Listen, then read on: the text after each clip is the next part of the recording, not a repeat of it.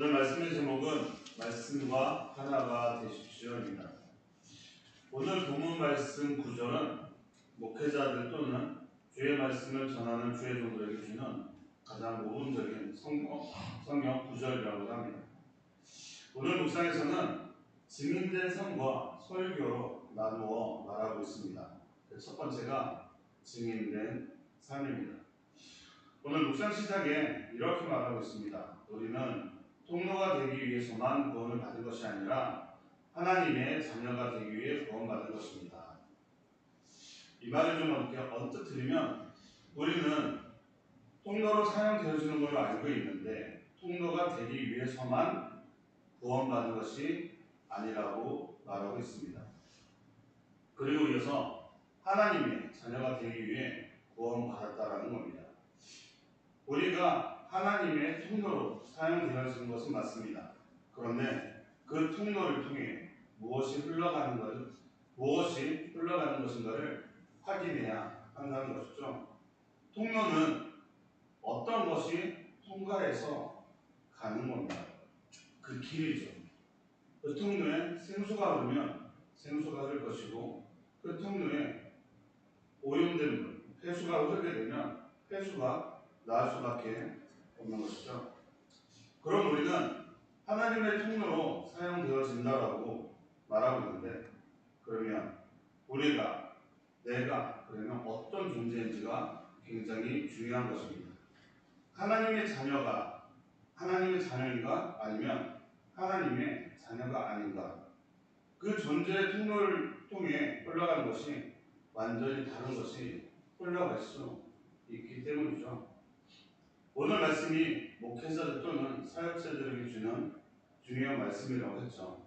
그러면 그 목회자가 하나님의 사람이면 생명 있는 말씀이 전해지겠지만 하나님을 모르는 자가 말씀을 선포하게 되면 그 말씀 안에 생명이 있게 된다는 것이죠.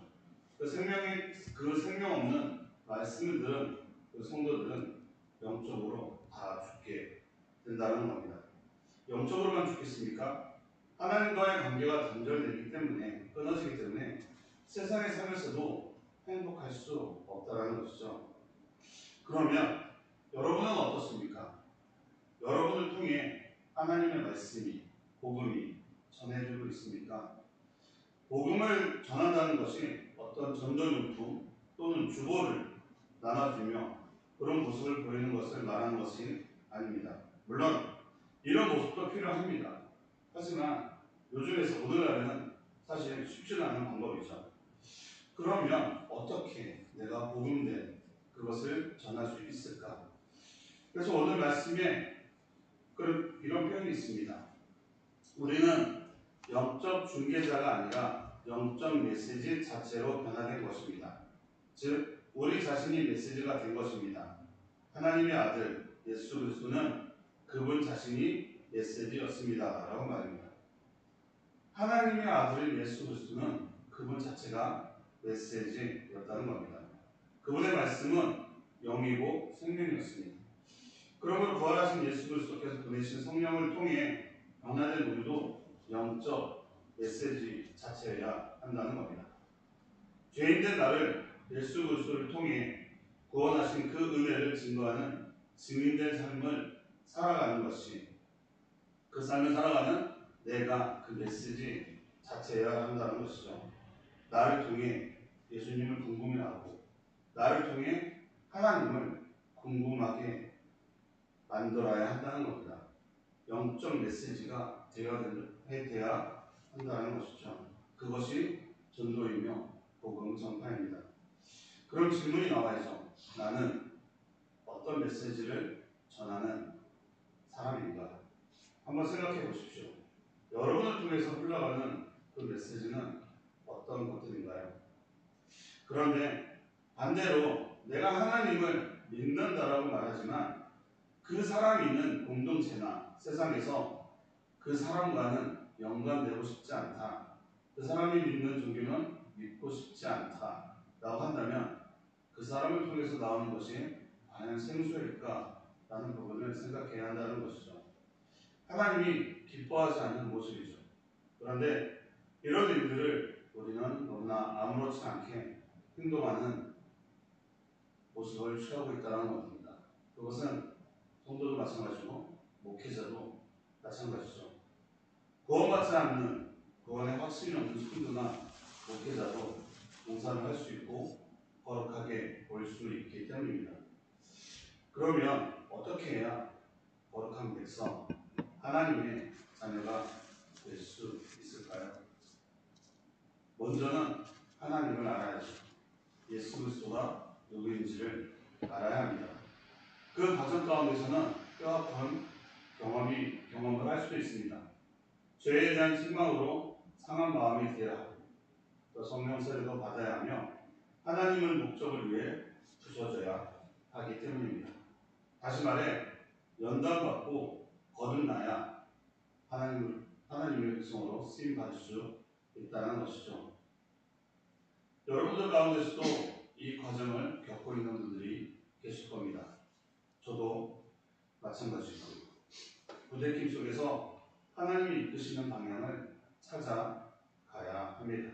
그것을 위해 계속적으로 우리는 기도해야 하는 것이죠. 그리고 오늘 말씀에서 두 번째로는 설교에 대해 말하고 있습니다. 챔버스 목사님이 이렇게 말하고 있습니다. 증인된 삶과 설교는 차이가 있습니다. 설교자는 하나님의 소명을 받고 하나님의 진리를 선포하기 위해 모든 힘을 다 쏟기로 결단한 사람입니다. 라고 말합니다. 설교는 어떤 사람이 해야 하는가? 소명을 받은 사람입니다. 하나님께 소명을 받은 사람, 하나님을 아는 사람이 설교자로 서야 한다는 것이죠. 지식적으로 머리로 알고 있는 하나님이 아닌 가슴으로 느껴지는 하나님을 만난 사람을 말합니다. 그런데 하나님을 머리로 알고 있는 사람도 설교를 합니다. 그것도 아주 잘합니다. 이해가 쏙쏙되게 아주 설명을 잘합니다. 그러나 이해는 될 수 있을지 모르지만 거기에는 생명이 없습니다. 하지만 반대로 말씀을 통해서 보게 될 때 예수님의 제자들은 어부였습니다. 그들은 어부였지만 성령 강림 이후에는 그들의 삶은 완전히 변했죠. 자신들이 성령신을 통한 메시지가 됐기 때문입니다. 요한복음 1장 14절에서 그래서 이렇게 말씀하고 있습니다. 말씀이 육신이 되어 우리 가운데 거하심에 우리가 그의 영광을 보니 한 아버지의 독생자 영광이요 은혜와 진리가 충만하더라. 그러니 지식이 많아 설명하지 않아도 언변이 부족해도 수천 명이 회개하고 세례를 받는 일이 일어난 것입니다. 그들이 증거자가 되어 증인된 삶을 살아가는 자들이 설교를 하니 그곳에 성령의 임재가 있을 수밖에 없는 것이죠. 설교자는 이렇게 말씀을 선포해야 합니다. 그럼 오늘 본문에서는 어떻게 말씀을 전해야 한다라고 말하고 있나요? 이 말씀이 다분히 목회자만 특정하지 않습니다. 복음을 전하는 자들, 모든 사역자들 여러분들에게 해당되는 말씀입니다. 오늘 본문 말씀을 한번 보겠습니다. 디모데후서 4장 2절이죠. 이 말씀을 다시 한번 제가 읽어드리겠습니다. 너는 말씀을 전파하라. 때를 얻든지 못 얻든지 항상 힘쓰라. 범사에 오래 참음과 가르침으로 경책하며 경계하며 권하라. 사도 바울은 오늘 말씀을 통해 구원받은 성도는 어떤 상황 가운데서도 말씀을 전파하는 것에 결코 게을리하면 안 된다라고 말하고 있습니다. 바울은 오늘 본문 말씀에서 5가지 명령을 말하고 있는데요. 첫 번째는 바로 전파라입니다. 하나님의 말씀을 많은 사람들에게 널리 전해야 합니다. 복음은 선택된 몇몇 사람으로 위한 것이 아니라 모든 사람을 위한 것이기 때문입니다. 두 번째는 항상 힘쓰라라고 말합니다. 복음을 전하는 것은 상황에 따라 달라지는 것이 아닙니다. 때를 얻든지 못 얻든지 항상 준비하고 기회가 있을 때마다 말씀을 전해야 합니다. 세 번째는 경책하라입니다. 잘못된 신앙과 행동을 말씀으로 바로 잡아야 합니다. 교회 공동체의 건강을 해치는 행동을 방관해서는 안 된다는 것이죠. 네 번째는 경계하라입니다. 명백한 죄에 대해서는 엄하게 책망해야 합니다. 부드러운 말로 타협해서는 안 되며 하나님의 기준을 분명하게 제시해야 하기 때문이죠. 그리고 마지막으로 다섯 번째는 권하라입니다. 그러나 책망과 경계만이 아니라 위로하고 용기를 주는 사랑도 함께 해야 합니다. 사도 바울은 이 모든 것을 오래 참음과 가르침으로 해야 한다라고 강조하고 있습니다.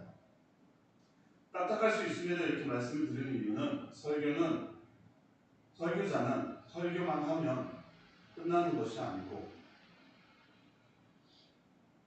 듣는 자들이 하나님 앞에 온전히 나오기 위하여 쓴소리도 해야 한다는 겁니다.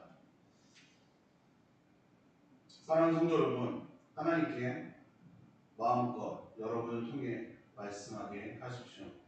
그리고 여러분이 선포한 말이 여러분의 삶이 되게 하시기 바랍니다.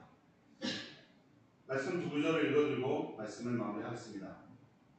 로마서 8장 14절을 보면 그런즉 그들이 믿지 아니하는 일을 어찌 부르리요 듣지도 못한 일을 어찌 믿으리요 전파하는 자가 없이 어찌 들으리요. 사도행전 5장 42절을 보면 그들이 날마다 성전에 있든지 집에 있든지 예수는 그리스도라고 가르치기와 전도하기를 그치지 아니하니라.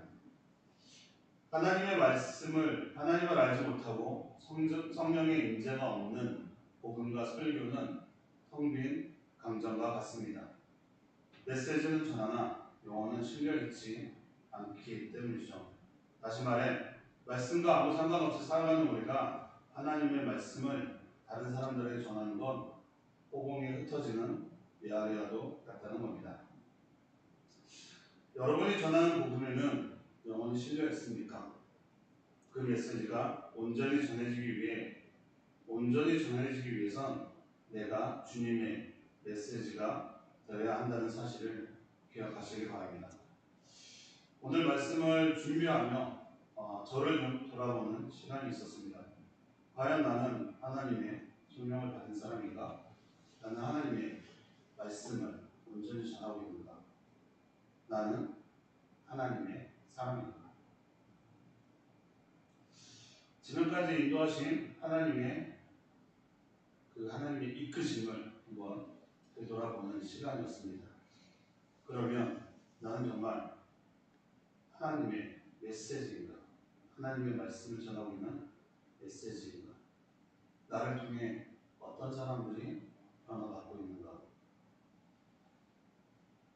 오늘 기도하실 때 여러분들을 한번 돌아보시면서 여러분들의 삶이 하나님의 메시지인가를 한번 같이 돌아보는 시간이 됐으면 좋겠습니다. 여러분을 통해서 하나님의 메시지가 온전히 전달되고 있으십니까? 기도하겠습니다.